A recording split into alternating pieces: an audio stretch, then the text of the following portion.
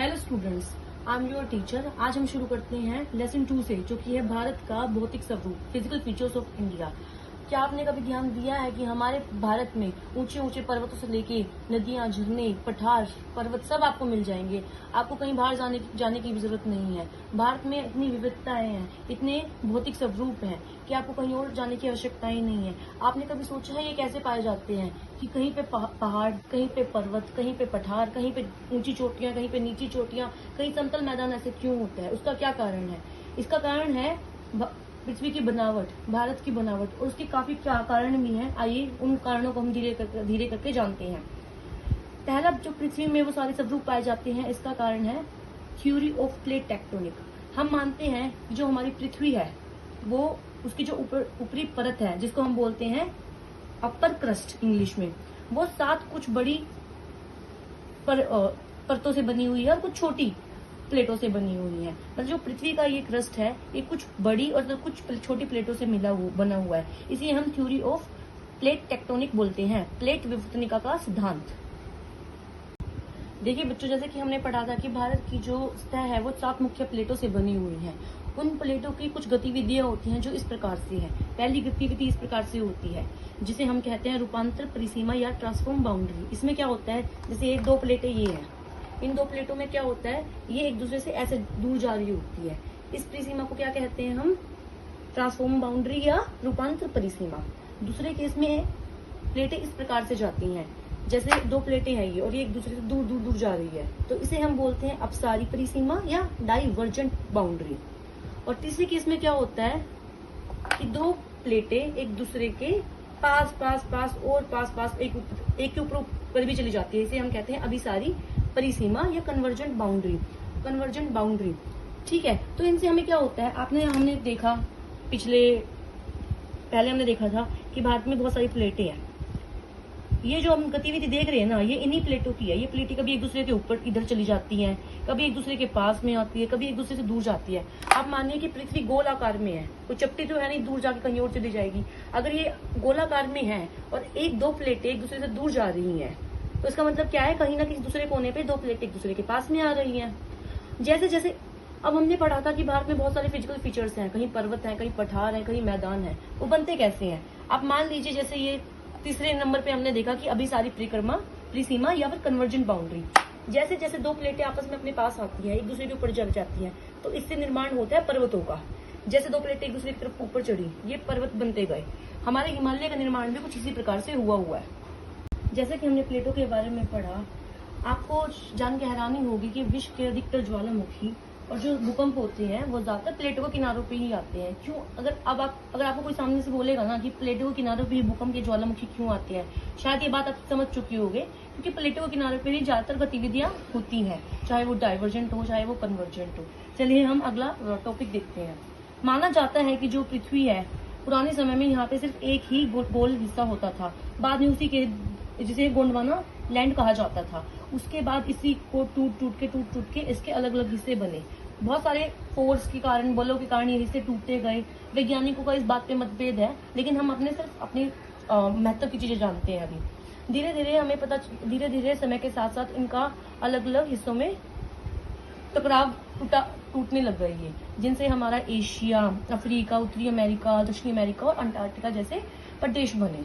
इन्हीं भारत प्राचीन गोंडवाना का ही एक हिस्सा है। जो खासकर जो प्राचीन भारतीय प्रायद्वीप है, वो गोंडवाना लैंड का ही हिस्सा माना जाता है। देखिए, अब यहाँ पे एक 33 सागर बोला जाता है।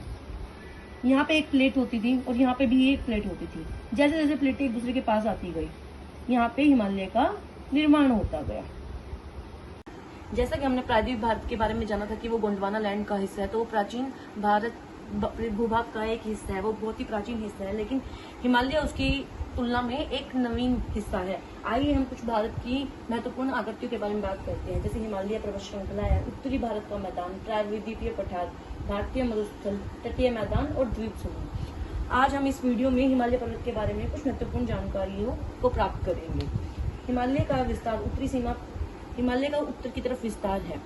हिमालय विश्व की सबसे ऊंची पर्वत श्रेणियों में से एक है। हिमालय का हिमालय का विस्तार जम्मू कश्मीर से लेके अरुणाचल प्रदेश तक है, जो कि है 2400 किलोमीटर में फैला हुआ है। जम्मू कश्मीर में इसकी चौड़ाई 400 किलोमीटर तथा अरुणाचल प्रदेश में इसकी चौड़ाई 150 किलोमीटर है। जम्मू कश्मीर में इसकी चौड़ाई फैली हुई है, जबकि अरुणाचल